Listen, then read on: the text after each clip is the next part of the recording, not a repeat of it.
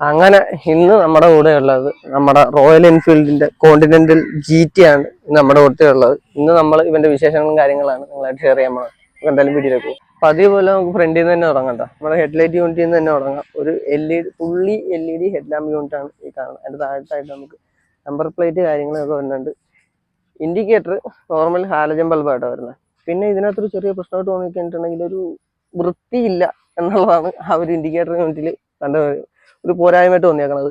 മൾഗാടി unit കാര്യങ്ങളൊക്കെ വന്നിട്ടുണ്ട്. അത്യാവശ്യം നല്ല സ്റ്റമ്പിന്റെ വണ്ണം കാണുമ്പോൾ തന്നെ അറിയാം നമുക്ക് വണ്ടിക്ക് എന്തോരം പവർ കാര്യങ്ങളൊക്കെ കൊടുത്തിട്ടുണ്ടെന്നുള്ളത്. നേരെ റൈറ്റ് സൈഡിലേക്ക് വരാം. റിഫ്ലക്ടർ കാര്യങ്ങളൊക്കെ കൊടുത്തിട്ടുണ്ട്. സൈഡിൽ നിന്നുള്ള ഒരു ലൈറ്ററി കാര്യങ്ങളൊക്കെ വരുമ്പോഴത്തേക്കും പ്രൊജക്ട് ചെയ്യാൻ വേണ്ടിയിട്ടാണ് റിഫ്ലക്ടർ കൊടുത്തേക്കുന്നത്. കാര്യമായിട്ട് പറയാനായിട്ട് ഇതുമേ ഒന്നും തന്നെ ഇല്ല. റോയൽ എൻഫീൽഡിന്റെ ഒരു എംബ്ലം മാത്രമേ ടാങ്കെ കൊടുത്തിട്ടുണ്ട്. പിന്നെ ഇവിടെ കോണ്ടിനെന്റൽ GT എന്നൊരു ബാഡ്ജിങ് കാര്യങ്ങളൊക്കെ കൊടുത്തിട്ടുണ്ട്. ഇതിനകത്ത് പുറമേ നിന്ന് നോക്കി പറയാനായിട്ട് കാര്യമായിട്ടൊന്നുമില്ല കേട്ടോ. നമുക്ക് അങ്ങനെയാണെന്നുണ്ടെങ്കിൽ നമുക്ക് എൻജിൻ സൈഡ് പറയുന്നതായിരിക്കും നല്ലത്. ഇതൊരു കഫേ റേസറാണ്. ഇതിൽ വന്നിരിക്കുന്ന എൻജിൻ എന്ന് പറഞ്ഞിട്ടുണ്ടെങ്കിൽ ഇൻലൈൻ ട്വിൻ സിലിണ്ടർ 4 സ്റ്റോക്ക് എൻജിനാണ് ഈ വാഹനത്തിനകത്ത് വന്നിരിക്കുന്നത്. 647cc എയർ കൂൾഡ് എൻജിനാണ് കേട്ടോ. മാക്സിമം പവർ തന്നെ 47 PS പവറാണ് ഈ വാഹനം പ്രൊഡ്യൂസ് ചെയ്യുന്നത്. അതേപോലെ തന്നെ 52 Nm ടോർക്കും ഈ വാഹനം പ്രൊഡ്യൂസ് ചെയ്യുന്നുണ്ട്. സെൽഫ് സ്റ്റാർട്ട് മാത്രമേ വരുന്നുള്ളൂ. അതിനർത്ഥം കിക്കറില്ലെന്നാണ്. നേരത്തെ പോലെ തന്നെ കിക്കറില്ല കേട്ടോ. ഞാൻ എടുത്ത് പറഞ്ഞതേ ഉള്ളൂ. പിന്നെ 6 സ്പീഡ് ഗിയർ ബോക്സ് വരുന്നുണ്ട്. കമ്പനി അവകാശപ്പെടുന്ന മൈലേജ് എന്ന് പറഞ്ഞിട്ടുണ്ടെങ്കിൽ 27 കിലോമീറ്ററാണ് കമ്പനി അവകാശപ്പെടുന്ന മൈലേജ്.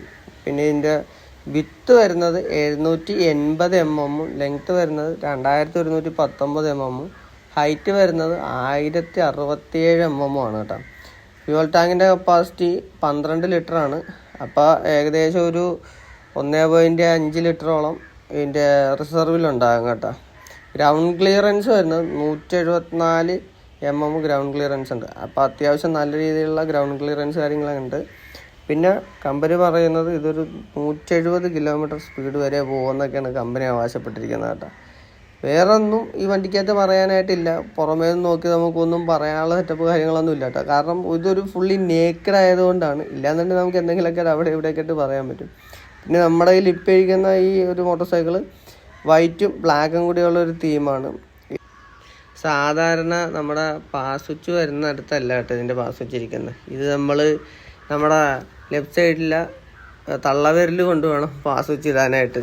പിന്നെ ഇൻഡിക്കേറ്ററും ഹോണും അതിൻ്റെ താഴത്ത് തന്നെ വന്നിട്ടുണ്ട്. വേറെ കാര്യങ്ങളൊന്നുമില്ല. അതേ കണ്ട അവിടെ ഫാസ്റ്റ് സ്വിച്ച് ഇല്ല. റൈറ്റ് സൈഡ് നോക്കാൻ നേരത്തെ എൻജിൻ കിൽ സ്വിച്ച് കാര്യങ്ങളെല്ലാം ഒറ്റ ഇതിൽ തന്നെ വന്നിട്ടുണ്ട്. ഹസാർഡും വന്നിട്ടുണ്ട്. വേറെ ഒന്നുമില്ല കേട്ടോ ഇതിനകത്ത് പറയാനായിട്ട്. 2 അനലോഗ് മീറ്ററിനകത്ത് ഒരു ഡിജിറ്റലും കൂടി ചെറിയ രീതി വന്നിട്ടുണ്ട്. അതിനകത്ത് നമുക്ക് മറ്റേ പെട്രോളിൻ്റെ കേജ് കാര്യങ്ങളൊക്കെ കാണിച്ചിട്ടുണ്ട്. വേറെ ഒന്നുമില്ല ഇതിനകത്ത് പറയാനായിട്ട്. അത്രയാണ് ഇവൻ്റെ വിശേഷങ്ങളും കാര്യങ്ങളൊക്കെ. വീഡിയോ ഇഷ്ടപ്പെടുകയാണെങ്കിൽ സപ്പോർട്ട് ചെയ്യാൻ മറക്കരുത്. Okay, bye bye.